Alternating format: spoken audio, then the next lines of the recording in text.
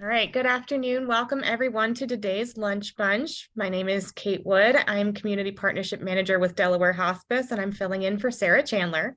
Today's topic is coping with the holidays. For anyone who did not receive the handout, please go ahead and put your email in the chat and I will email it to you once Dr. Judy gets started. And please keep yourself on mute during Dr. Judy's presentation, as there will be time for questions at the end. And at the end of the presentation, you can take yourself off mute for questions, or if you would feel more comfortable, please put them in the chat and I will ask Dr. Judy. So Dr. Judy, I will turn it over to you. All right, welcome everybody, especially on this beautiful day. It's been so long since we've had this kind of weather, so I'm surprised and delighted that any of you showed up. So thank you for being here. I want to tell you a little bit about what we're going to discuss next month on December 2nd. I'm going to revisit a topic I've done before called Filling the Voids Left by Childhood. Is it too late to have a happy childhood? While none of us can travel back in time, we can find ways to address the needs that were neglected and soothe the emotional wounds inflicted on us in our younger years. Part of healing will be to grieve the losses of an abusive or neglectful childhood, but it's also possible to address unmet needs and emotional wounds by learning to treat yourself differently today and finding others who can help you reparent your inner child. Join with others to explore ways to live a more nurturing and fulfilling life. I'm going to revisit some of the topics I've done in the past, partly because what I'm going to do that month is I'm also going to prepare that presentation. I'm going to update it and prepare it and turn it into a chapter for the book that we're working on. So I'm going to revisit some topics you may have heard before, but they're good topics, and they're going to help us move toward getting that book together and out to the general public. So we flew through Halloween. I had a great time. I don't know about you. We probably had about 40 kids here. And as my friend who's here listening to me talk has noted, my house is covered in Halloween paraphernalia. Of course, now I have to spend hours packing it away and getting out the Christmas stuff. So we are now sliding into the home base of Thanksgiving and either Hanukkah or Christmas or winter solstice or Kwanzaa or whatever you celebrate at this time of the year. I know I always feel a certain amount of irony when I'm in the stores and you hear that song, "It's the most wonderful time of the year," and you feel like screaming, "Are you kidding me? It's the most stressful time of the year." So there's always some irony, or it certainly brings out the snarky me when I hear that song played over and over and over again in the stores as I'm stressing out about what to buy somebody for Christmas or Hanukkah. So the best way to cope with the stress, I think, is to acknowledge it and talk about it and make a plan for how to cope with it. And I give this talk every year, but I also find that it's really helpful for me to give the talk, because I need to remind myself about the importance of trying out how to figure out how to get the best of the holidays and minimize the parts that are challenging. So the holidays are really stressful for everybody. I'm going to talk about everybody first, and then I'll talk about the additional kind of challenges if you're grieving. But as you listen to this list of why the holidays are challenging, begin to think about what's the most difficult part of the holidays for you. Some of this will speak to you and some of it won't. So just pick out the pieces that you can relate to. The biggest thing I think about the holidays is there's just too much to do in too little time. It's just crammed in there, and we're trying to do a million things simultaneously. And the pressure to please people with the perfect gift or to cook the perfect meal also heightens that stress. So too much to do, too little time, and we're trying to do it in the most perfect way possible. The Mayo Clinic writes, "The holiday season often brings unwelcomed guests, stress, and depression, and it's no wonder. The holidays present a dizzying array of demands: parties, shopping, baking, cleaning, and entertaining, to name just a few." So this isn't just my imagination or yours. This is what the Mayo Clinic is saying. The other thing I find really challenging about the holidays is having to reconcile the nostalgia and the sentimentalism I have about the holidays with the reality of the stress and the disappointments that many of us will experience over the holidays. My sister always says to me, "Do you have that feeling yet? Do you have that feeling yet?" And she means that feeling you'd have as a kid when you're just so delighted and you're so excited, about the Christmas tree and the presents and everything. And I realize over the years that, I keep searching for that innocent feeling of excitement that I had when I was a kid. But then I remember when I was a kid, I didn't have to wrap the presents. I didn't have to buy the presents. I had to put the tree up, but, I didn't pay for it or do any of those other things. So you begin to realize that there's just going to be a disconnect between this fantasy we have. We want to reconnect with that nostalgic kind of sentimental feeling, and how challenging that is when you're actually the grown-up now and you have to make all the good things happen. It makes it a little more challenging. So I settle for sort of having some of that feeling, as opposed to expecting to really feel the way I did when I was a little kid. The holidays are also difficult because there's a lot of unresolved family issues that can really heighten the pressure at the holidays. Most of us did not grow up in perfect families. And, the holidays for many of us can be associated with like heightened alcohol abuse, long standing sibling conflicts, jealousy, competitiveness, or judgment by others. The aunt that says, "Oh, you look like you put on a little weight." So, most of us didn't grow up in perfect families. Most of us did not grow up in Hallmark families. We grew up in real families, which often had their own set of problems. And as you'd like to think that during the holidays we put all that aside, I think the stress of the holidays actually exacerbates all those already existing kind of conflicts and unresolved feelings. So, that makes it pretty darn challenging. Christmas, Hanukkah might be tainted by memories of your dad being drunk, or maybe colored by reminders that your brother was always the golden child, and he always got the best gifts or the most gifts. At least it seemed that way to you. In a good number of families, there are connections that are broken or that are problematic. I work with many parents who have adult children who have cut them off or distanced themselves for reasons that are not always clear. I wish I had the answer in many cases. I certainly don't think, I think generations that followed us do not sort of have the same feelings about their parents, such as you should be nice to them and call them on a regular basis, that we grew up with. Parents sometimes have to separate themselves from adult children who have substance abuse problems or untreated mental health issues. Adult children may have to separate from parents who are abusive or who struggle with psychological issues or addiction issues. So, those kind of challenges also arise during the holidays. Divorced and blended families, they have a whole host of complications that relate to how they're going to divide up the time and who gets Christmas Day and who gets Christmas Eve. And, those are things that just create a whole lot of additional stress. In one study of about 1,300 people, 75% reported that they had at least one family member who got on their nerves. And I say at least one family member because I suspect there's more than one family member that get on our nerves at family gatherings. So that's part of what makes it all challenging, whether you're experiencing a loss right now or not. The holidays are challenging. Now, if you're also grieving, that adds an additional layer of, stuff you have to deal with. Holidays are very much associated with traditions and reminiscing and gathering with the people that you've gathered with, over the many, many years. So when you've lost someone, those memories are very painful because their absence becomes a kind of presence. It becomes an acutely felt void. It feels like there's a hole in the middle of the room, especially if this was your spouse or a child or, someone that was just very, very important to you. Even if that loss was many years ago, the holidays still stir up those renewed feelings of grief because you have many, many memories of spending the holidays with that person, and now they're not here. I certainly know that, it was about 2 years ago that my father passed away, and unfortunately he had to be in the hospital on Christmas Day, and it was the first time in my, at that point I was probably about 65 or 66 years old. I'd never had a Christmas without my father in the room. So, I was very aware of that.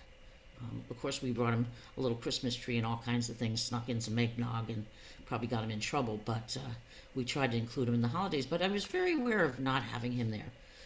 So even if it's a sibling, if you spent many, many Christmases with them, no matter how many years ago they died, you're still always going to be aware that they're not there anymore. And if you're also feeling very sad and you're kind of focused on yourself, you feel out of sync with kind of the holiday mindset of being happy and giving to everybody else. But if you're grieving, it really is okay to focus on yourself and focus less on others because you need this time to heal. And to heal, you do need to focus on yourself. So you're not being selfish. You're being self-responsible. You're being responsible to the self inside you that's still really hurting. And you have as much responsibility for you as you do any other person. My favorite quote from the Buddha is, if your compassion does not include yourself, it is incomplete. So you must include yourself in your compassion. And if you're grieving and this is a difficult time, it is time to take care of yourself. Other people will be okay if you don't take care of them this year. So give yourself time to heal and focus on yourself for a change. For many of us, that's very difficult to do, but you are grieving and you need to allow yourself that time and space. So it's so hard because your family might really want you to be over it. They want you to be your old self. They want to put it behind you and move on. And you can't. And then you feel sort of misunderstood by the people that are around you. You're also maybe afraid that you're going to bring everybody down because you're not in a cheerful, happy mood, but you're not in the same emotional place they are. The other thing that's hard when you're grieving is chit chat. Chit chat's where you have to sort of just make friendly conversation with people, but that can be hard anyway. But when you're grieving, I find it particularly hard because it just requires you to muster some energy to talk about stuff on a more superficial level when you're sort of not in a more superficial place. Chit chat is hard for people anyway, unless you're really an extrovert. Extroverts really thrive on people contact. They get energy from being in a large group of people or being at a party. Introverts, however, are drained by that kind of activity. It takes a lot of energy for them to do that. So even if you're not grieving, even if you're just more of an introvert, a lot of social activity can be hard for you. But when you're grieving, it's particularly hard. I remember one time I was meeting with a woman and her husband had died, and she talked about how annoyed she was that her daughter was fighting with her husband over little petty things, over the holidays, and she just wanted to scream at her, be glad that he's still alive, so she didn't have a lot of tolerance for sort of the petty stuff. And I think when you're grieving, it is much harder to put up with that, and it just feels so unimportant when you realize that person could be gone from your life. So you're going to be in a different place than other people. You're probably going to be feeling sad when other people are feeling happy. And you just have to accept that, there's a difference between where you're at and where they're at. Now, in reality, many or millions of people are grieving, since about 3 million people die annually. So you're certainly not alone out there, but you may be the only one in your family that is feeling this loss as acutely as you are. But you really have to start from a place of self-acceptance and honoring the fact that that's how you feel right now. It may feel out of place. You may feel left out because, people don't understand why you're feeling that way or they don't feel that way. And that's why it's really important to talk to your loved ones in advance. It's important, and we'll get into this more when we'll talk about how to cope with this, to really clear some stuff up before you get started for the holidays. And help people understand that you're going to be in a different place and have some realistic ideas about what you can and can't do. The other thing that can happen is you might actually have moments of pleasure and fun because the grandkids maybe come along and do the crazy things that grandkids do and just crack you up. And then sometimes what happens is then you get this backlash of guilt, because you feel like you betrayed your loved one because you had a happy moment. Now, that's what the psyche might do to you, but it's really important to hold on to the fact that your loved one would want you to have that moment of happiness.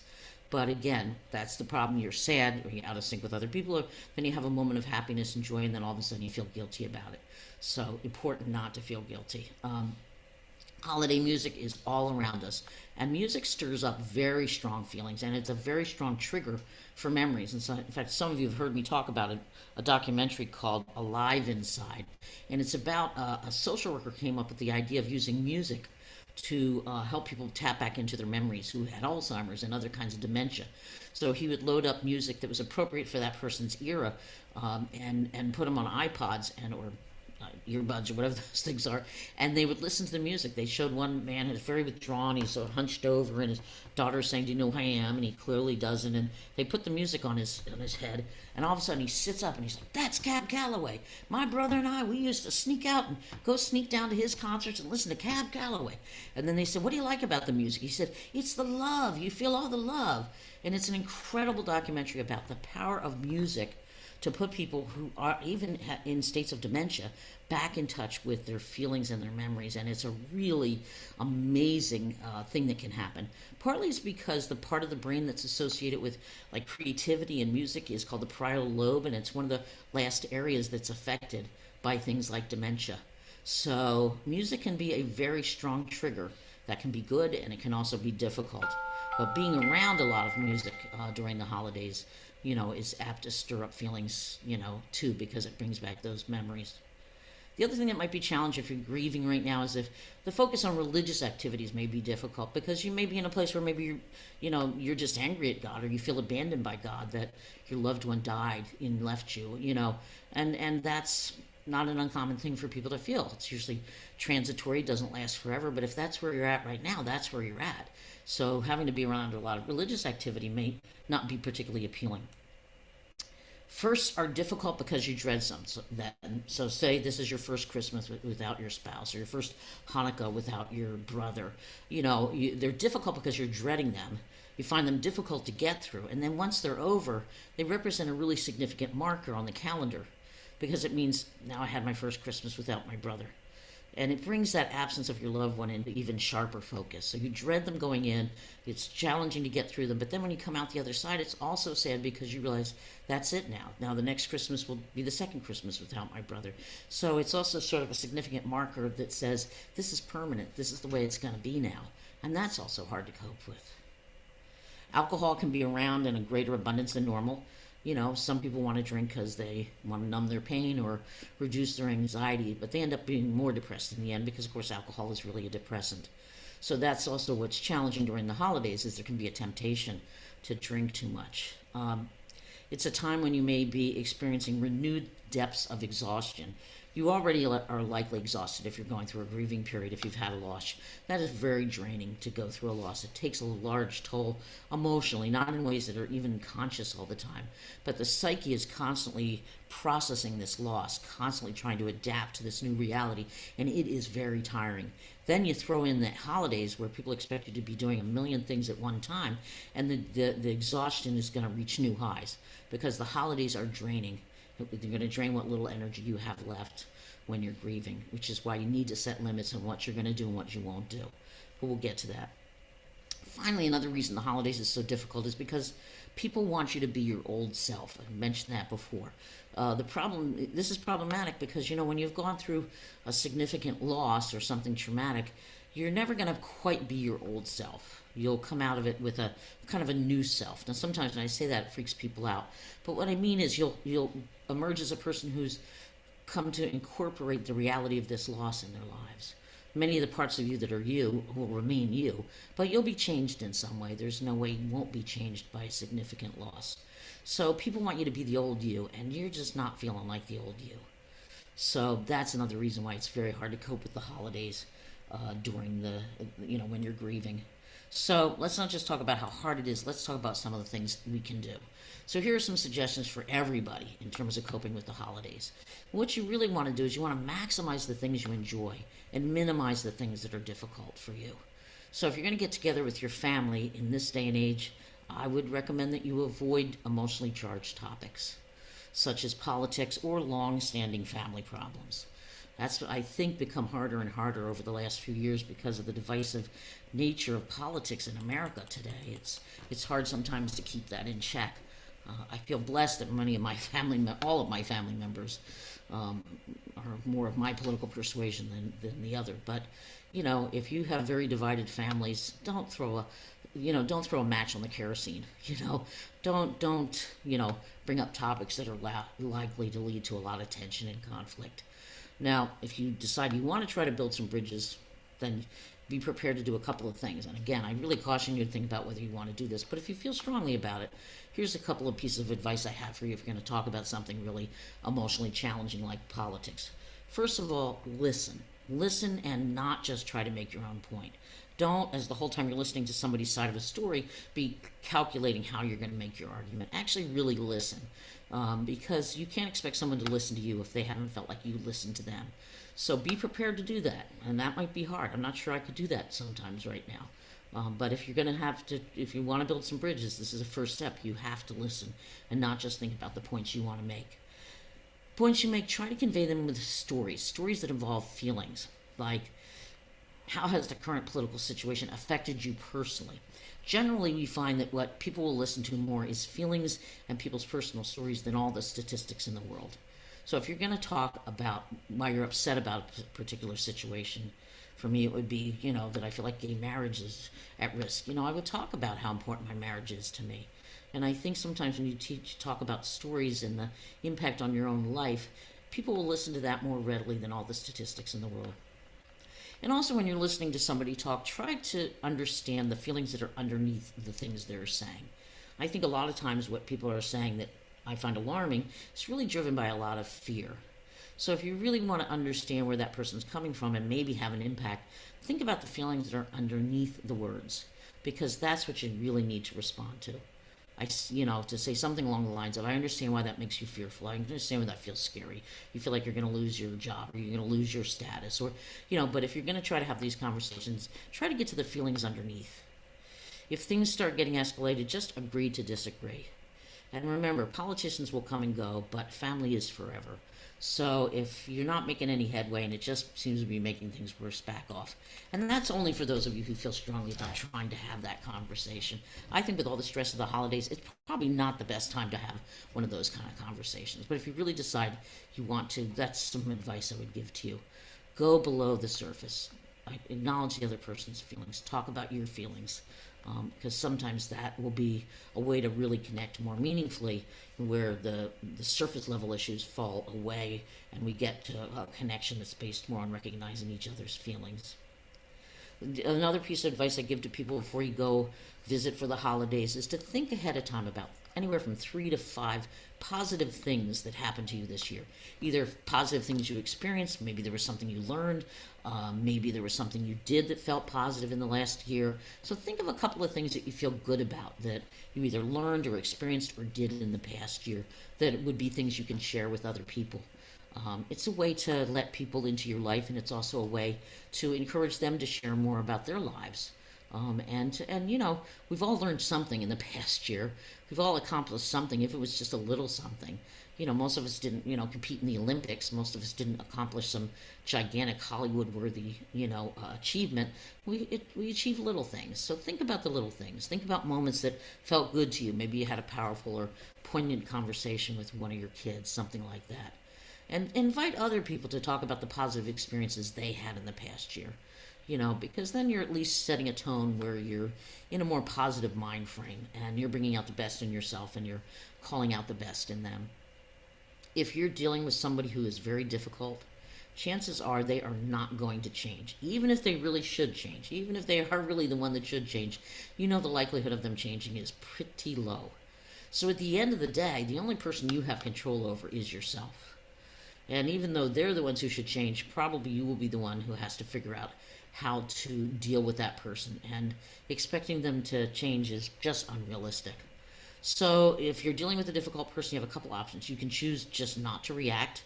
Doesn't mean you're condoning what they're saying or what they're doing. You're just choosing not to react. You can walk away.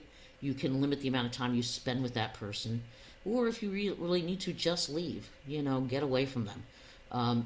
You can also arrange ahead of time for someone to run interference. I might ask my partner to come over if she sees that I'm being kind of cornered by my brother.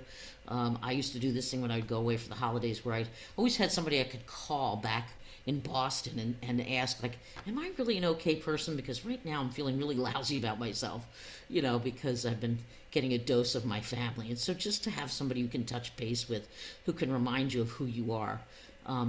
Murray Bowen, who is a family therapist, talks about, when you re-enter your family of origin, you go into what he calls the undifferentiated ego mass. I don't even know what that is, but I kind of know what he's talking about. You walk back in and suddenly you're that little kid who never felt they were good enough.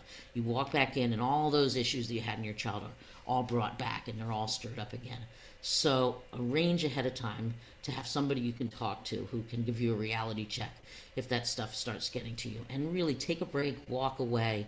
Don't continue to engage with somebody who's difficult trying to change them, because it's probably not going to happen. And believe me, the ones that most need to change are the ones who are least likely to change. So it's not about saying that what they're doing is right or okay. You're just choosing to keep your own sanity. Set a budget for your holidays and keep it very simple. Perhaps you pick something you give to everybody.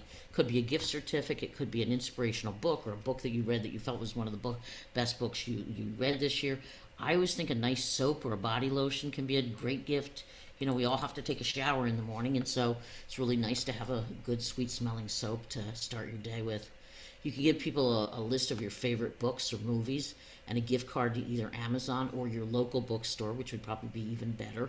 A gift certificate to the local bookstore so you can support the local stores, along with a list of some of the books that you've really enjoyed reading. I love when people tell me about books that they like, that they read. Gift certificates that encourage things like going to the museum or eating out or going to the movies or going to some kind of natural wonder are also really great gifts. It turns out that the money we spend on activities brings more joy and happiness than the money we spend on things. So there's pretty substantial research that says it's activities more than things that bring people pleasure. So think about that. Think about a gift card you could give somebody that would encourage them to go out and try something different. Also, if you're really burdened with a lot of things to do, think about outsourcing some of your work. You don't like to wrap presents, or you don't like to decorate. Is there a teenager or someone else in your family who could learn, or in your neighborhood, who would enjoy earning some extra cash? Maybe you can hire them to wrap some presents for you. Just think about ways in which you can minimize or reduce the amount of work you have on yourself. When you find your body tensing up, your thoughts racing, your emotions are rising to the surface, the simplest, easiest thing you can do is sit down and consciously slow down your breathing. Just take a long, deep breath and then another long, deep breath, because it turns out that when you do that, it sends a message from your body to your brain that says, you're okay, you're okay. It's a very strong physiological response. Slowing down your breathing tells your brain that I am okay, we are safe. Because think about it, when you're frightened and everything, you're breathing shallowly and your heart's racing, and so the brain interprets that as danger, danger, danger. Or the brain anticipates danger or sees danger and speeds up your heart so you can race. So you can really reverse that process by just slowing down your breathing. And you might be in a room full of people, but it's not that hard, even a room full of people, to just sit down for a minute and slowly take a few deep breaths. And believe it or not, that can really make a difference in terms of helping you to calm down. The other thing I really say is try not to compare yourself to others over the holidays. I think we do a lot of that. Oh, she lost more weight than I did. Oh, she gave a better present. He did this better than I did. Try to find a way to just disengage from that and just tell yourself that's not helpful thinking. That's not helpful thinking. And find if you can find a way to just, some people, if they want to stop a thought, they put a rubber band around their wrist and they snap it. And that snapping of the rubber band is a way to say to the brain, stop. Stop thinking like that. Try something like that.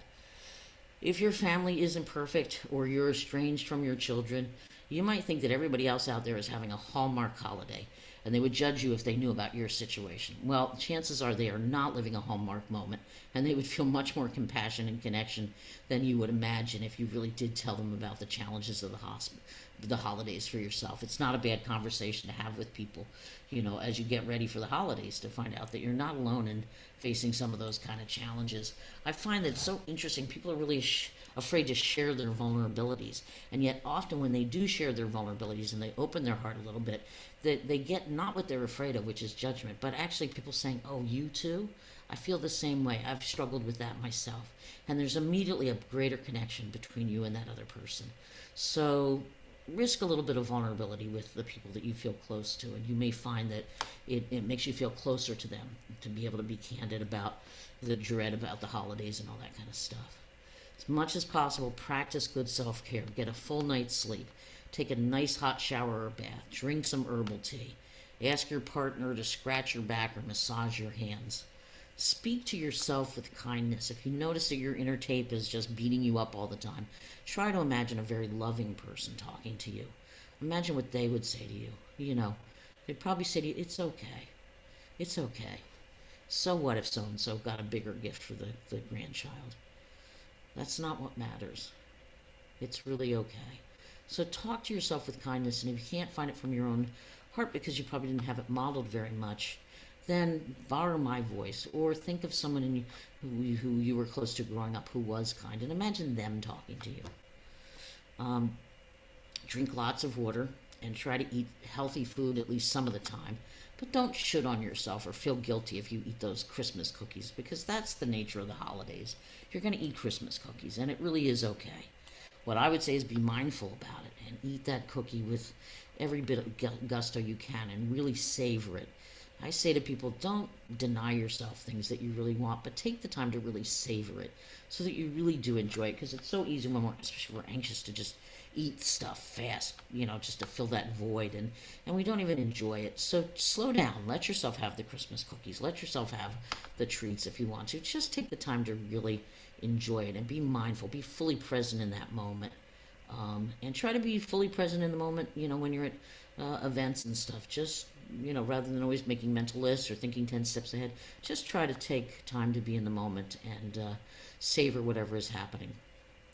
Recharge your batteries with downtime or alone time, especially with all this social activity. You definitely need to find time to be by yourself, or maybe just with somebody else, but to really recharge your batteries with alone time. As I said before, extroverts are energized by being around people, but even they have their limits, and introverts are drained by social activities. So, Introverts especially need to give themselves alone time to recharge their batteries. It turns out that there's slightly more introverts than extroverts in the universe. About 49.3% of people are extroverts, and 50.7 are introverts. But that's more divided than that's more close to 50-50 than I had expected. I usually think that extroverts are the ones that are far and few between, but of course they're the people you compare yourself to in a social situations. That person's so funny, they can tell stories, and that's the one we always compare ourselves to as the most extroverted person in the room. And you really have to keep in mind, for those people, that's easier for them to do than it might be for you, and that's okay because we're wired differently. It's also okay to say no if you're just getting holiday overload. You can say, I'm not going to go to that event, or you can pick and choose which events you go to. Don't try to go to all of them, especially if you're grieving and you're tired. If your family is fractured in some way, give yourself permission to grieve those who aren't present, and then focus on the people that are there. But you may need to give yourself time to acknowledge some sadness over people that aren't there, that you would want to have be there. Sometimes the best families we have are the people we choose to spend time with, such as neighbors or friends. They aren't our biological families, and that's okay too, obviously. If there's an important family member you can't be with, arrange a time to speak to them by phone. The 15 or even 30 minutes you give them may be longer and more meaningful than you could give them at a busy holiday exchange. So, that's not a bad thing to do. Call somebody and talk to them for a little bit. And you'll probably get a better exchange with them than if they'd been at a big party with you and you talk to them for 5 or 10 minutes, and then you're off to the next group. If there isn't an option to speak to that person, one of the things I like to do if I just want them to know I'm caring about them is to send them a card that says 3 things I love about you. Some of you have heard me tell the story about how I got my family to write 3 things we loved about each other for the Christmas. I thought I'd done this at Thanksgiving with my friends, and it went wonderfully. So I encouraged everybody in my family in the course of the day to write down 3 things they liked about every other person in the family. And then everybody had a cup with their name on it, and you were to put those things you loved about them in the cup. So my father's response was, I think we should do like the Japanese do and list each other's faults. First of all, I don't know that the Japanese do that, but second of all, I said to him, Dad, we're already good at that. We're already good at picking each other apart. I'm trying to do something different here. I really want you to think about the 3 things you like about people in the room. My mother's response was, 3 things? I have to come up with 3 things? And I thought, Mom, these are we're your children. You can't think of 3 things you like about us? So I think they were just anxious about being able to do it. But they eventually came around and they did it. And of course, who do you think cried like babies when they read the things that people loved about them? Of course, my mother and father, the biggest babies when they actually read that stuff. So I wouldn't necessarily recommend you do that with your family, and yes, unless you're prepared to deal with some resistance. But that's something I do try to do over the holidays, is remind people things I love about them. If you feel like the holidays are too commercialized, they've lost their meaning, then create a more meaningful tradition. Volunteer at a food bank or a soup kitchen. I know Susan and I have worked with the cheer group out of Georgetown, delivers food and gifts to seniors. I think last year they had so many volunteers they didn't need us, but that tells you that down deep people do want to help, and that's something you could do that would feel more meaningful. You can do things like clear out your closets and give away clothes or coats or blankets that you're no longer using. You can donate a toy for Todd, and you can involve grandchildren in that if you want to. You can fill up a holiday jar. I read this in a book about somebody who would have a holiday jar for a month or so before Christmas, and they would just, throw in loose change and dollar bills and stuff at the end of their day, and then at the end of that, they would put it in a gift bag, and they'd find somebody to give it to. Sometimes they would just ride around and find somebody who was homeless, or they'd make a donation to a group. So those are some things you can do to make the holiday feel more meaningful to you. Now, a few more things for how to cope with the holidays if you're grieving. First, acknowledge how you are feeling. It may feel agonizing to have to spend this joyous holiday without the person you love. So admit that to yourself. It really is okay to say, I'm not going to be happy. I'm really going to notice that this person isn't here. And I would really strongly encourage you to organize a family meeting, even if you just do it via Zoom or on a phone call, to discuss how you're going to handle the upcoming holidays. Talk about what are realistic expectations and make sure people understand that you're grieving and you're not going to be your old self for a while. And try to get people on the same page in planning for the holidays. consider, what kind of a ritual you might want to create to honor the person who's not going to be there. Could be as simple as lighting a candle with the person's picture, or putting out their favorite holiday treats on a plate, in front of the picture with the candle. And I'll give you another idea too. But think about ways you can honor that person instead of just trying to pretend, that they're not there and it's not a big deal, or just think that, shouldn't talk about it because it'll bring everybody down. Far better to acknowledge the elephant in the room and do something about it. If it's been a spouse or a partner that you've lost, think about carrying something in your pocket that makes you feel connected to that person. It could be something you touch every once in a while that you've got in your pocket, or if you carry a purse, you put your hand in the purse periodically and just touch it. This was something one of my old bosses gave me as an idea, because it's sort of like this is kind of an intimate thing that's just between you and your loved one who's on the other side. It's a symbolic act. It's sort of a private connection between you and that person. That just is there, that only you and that person know about. And it kind of is symbolic of sort of the intimate and exclusive nature of the relationship you had with that person. Want to identify roles that the deceased may have played in family events and decide who can take over that role. If possible, definitely involve children and teens in the family meeting in terms of thinking about how you're going to celebrate the holiday this year. One suggestion I have is you ask every person ahead of the time at the meeting to list 3 things that are most important to them for the holidays. 3 things. What are the 3 things that are most important to you? Could be cookies, decorating the tree, opening presents together. But have everybody list their top 3 things. And then what you want to do, and you can do this by phone or email, is figure out a way to give everybody at least one of those things on their list of 3 things in the holiday. Figure out a way to incorporate something from everybody's favorite list. And again, the person who's grieving should not be the person who sits down and figures out sort of how to organize that. But find somebody in the family who is grieving as much, who isn't as currently affected by the loss, who maybe can kind of sit down and look at those lists and see where there's overlap and figure out a way so that everybody gets at least one of their favorite things. So plan ahead. Even if you don't plan with your family, and hopefully you do. And this can be all done in text messages or emails, and if it's hard to get everybody on the phone at one time or to do a Zoom call, consider doing it just with text messages and emails. Try to plan ahead. Try to plan ahead as a family, and try to figure out a way to, or at least get everybody to understand that mom may not be her usual self this holiday, and we have to understand that and be supportive of her. And then try to figure out a way to make the holidays more doable and to reflect the things that are most important to people. And if you can't plan with your family, at least make a personal plan for yourself. Think ahead of time, and I have questions at the end of your handout I would recommend you take a look at after the talk, and think about the things that are going to be most difficult for you coming up, and come up with some ideas about how to address those things that are most difficult to you.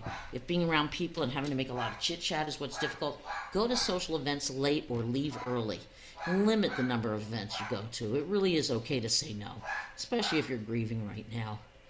Lisa Williams, writing for a webpage called What Your Grief Wrote, let your perfectionism go.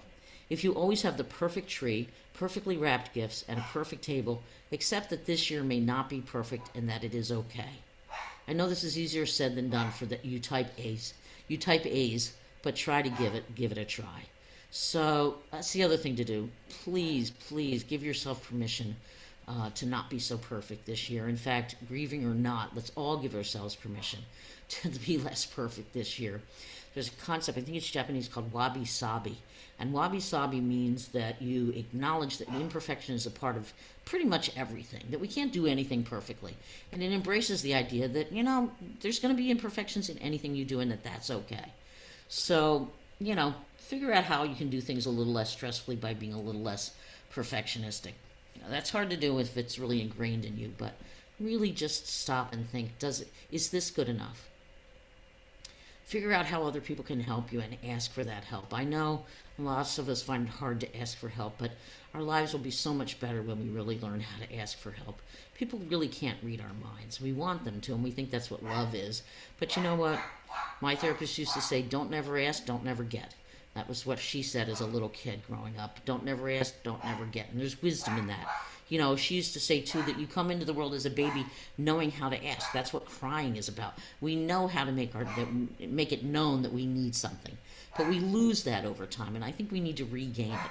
It is not a measure of love if somebody reads your mind. It really is okay to tell them, you know what I really need right now? Could you just rub my back for 5 minutes? You know, the more you ask, the easier it gets. And you know, it's easier for the person on the other end. I always say, what do I want for a house guest? The person who will tell me ahead of time, like what they like to eat and when they like to eat, versus the person who's hoping I will just figure that out on my own. I'm a pretty good mind reader, but nobody's a perfectly good mind reader. We always need to know what people are thinking, and it's so much easier if you ask for help. So ask somebody if they can help you with cooking. Ask somebody if they would help you wrap the presents. You know, ask somebody who will go shopping with you if that's hard to do. So please ask for help. It makes it so much easier. Think about coping strategies you've used in the past. What's helped you in the past? Think about what nurtures you. Listen to your instincts about that kind of stuff. And give yourself permission to take it easy this year and focus on what you want to do. And give yourself permission to say no and set limits. It's probably best not to completely isolate yourself, so think of some compromises. Maybe you don't want to go to any big parties, but maybe you could go to a movie with one friend. Or just stop in for dessert at the end of a dinner. You know, find something that's more doable and manageable, that doesn't leave you completely isolated, but doesn't force you to extend yourself more than you feel ready to extend yourself.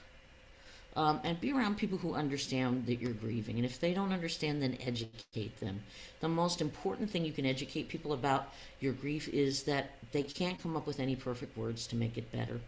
It's never going to be okay that you lost somebody you loved. But if they listen to you, if they just listen without worrying about giving you advice, that will be the greatest gift they can give you, because you'll feel less alone.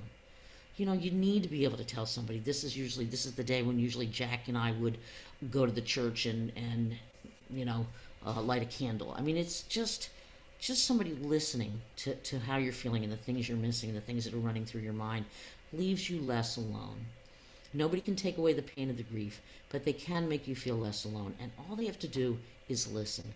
Tell your loved ones this. It's the simplest thing. It lets them off the hook. They don't have to worry about whether they're saying the right things or trying to make your pain go away, because that's not even what you want.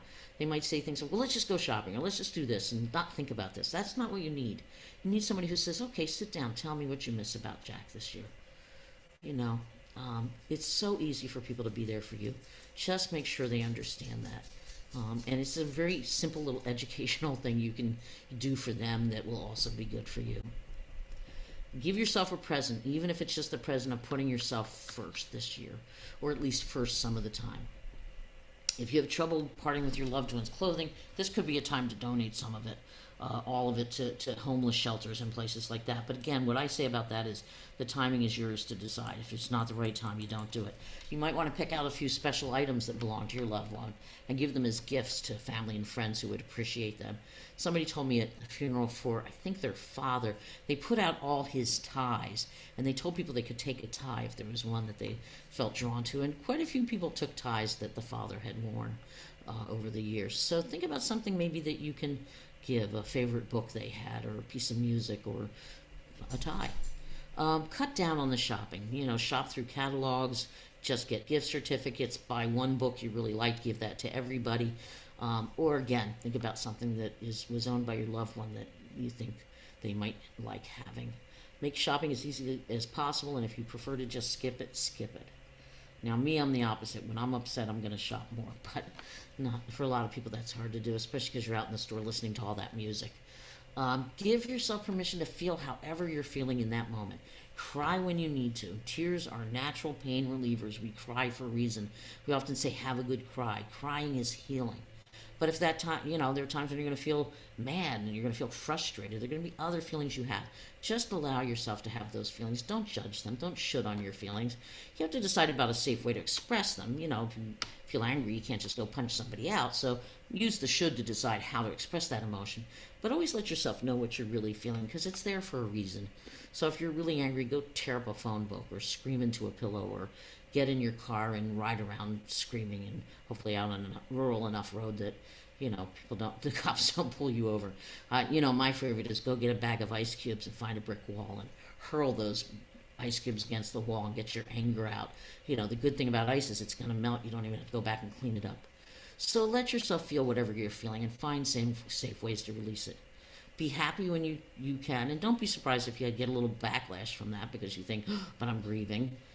You can have moments of joy even in grief. And remind yourself that your loved one would want you to be happy, and it's normal to have periods of joy even when you're grieving. And any happiness you have is not a betrayal of the person you love.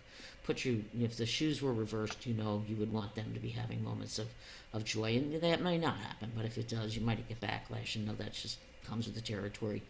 Give yourself permission to think whatever you're thinking. If you're having a spiritual crisis, you're feeling angry at God or abandoned by God, allow yourself to know that for right now, that's just what you feel, and that may change or it may not, but it's okay to just be honest with yourself. If you have doubts or questions, or perhaps you're outraged at life's injustices, it probably won't last forever, but for now it's real and it's normal and it's okay. Finally, kind of know that the anticipation of the holidays is likely to be far worse than the actual holiday itself. I think worrying about it is half of what's so difficult. But maybe if you have a plan and you feel like you've talked to your family members and you've come up with some ideas about limiting how much you're going to do and what you're comfortable doing, and just people being on the same page of understanding that you may not be your usual self for a while, can make a really big difference. Finally, I'm just going to tell you a little bit about some rituals that people can do to honor their loved ones. Again, when you gather together, it's much better to kind of acknowledge that person's absence than sort of pretend everything's just the way it was, because we often pretend because we don't want to get mom upset. Well, mom is thinking about her husband who's dead all the time. You're not going to make her think about something she's not thinking about. So think of ways in which you can honor that person. I think one of the best things you can do is ask everybody before they come for the holiday party, if that's what you're going to have, to think of one way in which that person lives on in them. Maybe they passed on their sense of humor, or their love of action movies, or their love of NASCAR, or they have a special place in your heart that they'll always be. They left you with wonderful memories. They passed on their love of different things. So everybody, and I mean the kids on up, think about one way in which the person who has died will live on in them. And they can bring an index card with it written on it beforehand, or you can write them when you get there. And then take time to go around the room and have everybody read from their index card about how that person will live on in them. Take turns reading those memories, and then put them in a basket, maybe in front of a picture of the loved one, and add a candle. And later you can add those to a memory book. Or you can have people bring something that they want to add to a memory book, maybe a picture or a letter to the person who died, or 3 things they loved about the person, or a special memory they have of that person. Pictures drawn by the children of that person, or something they did with that person. And go around and again let everybody share what they brought for the memory book, and then put them aside to be put into a memory book later. So if you have people that are going to be a distance and they're not going to be able to attend, ask the members from afar to send a letter with a favorite memory or memories about the deceased, and share that story when you gather together, or 3 things they loved about the person if they can't think of a story. So that's a very simple ritual you can do to kind of really acknowledge the loved one.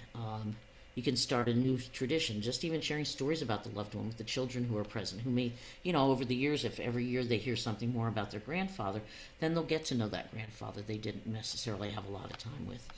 You can do things like make a donation in your loved one's name to a charity that would have meant something to them, or you can buy a gift in memory of your loved one and donate it to a charity, or buy something you would have purchased for your loved one and give it to somebody else in the family. This can be good for children. You can have them select a special toy for the Toys for Tots program. Involve them in selecting it and dropping it into one of those boxes. You can also decorate a candle or an ornament in memory of your loved one. You can buy an angel to represent your loved ones. You can find angels everywhere in stores right now. You can use this angel as your holiday present for everybody. And you can label it with the person's name so the family members will remember them every time they hang it on their tree. That could be your gift to everybody. Or consider giving a loved one's favorite book as a gift to everybody. You could cook a favorite holiday treat that the loved one had that you always made for them. Make sure that's there at the family get-together. And maybe before you begin your meal, you have a moment of silence or a special prayer or a toast to your loved one. It is far better to acknowledge the person who's not there than try to just look on the bright side and not bring anybody down by acknowledging the loss. That's a mistake. Better to acknowledge it so that you have a space for it, and then you can also have a space for the other stuff that you want to do that day. On the last page, you're going to find questions you can ask that help you plan ahead. What's going to be the most difficult? What can you do to make it easier? What are your favorite parts of the holidays, and how can you do some of that? And how would you like to remember your loved one? So let me end with a few final quotes. Like snowflakes, my Christmas memories gather and dance, each beautiful, unique, and gone too soon. This is the price we pay if we let somebody matter to us. It breaks our heart when they are gone. But that grief is a manifestation of your love. Don't lose sight of that. Finally, my to-do list for today: count my blessings, practice kindness, let go of what I can't control, listen to my heart, be productive but calm, and just breathe. So those are just some final words. And let me come back and see if you have any questions for me.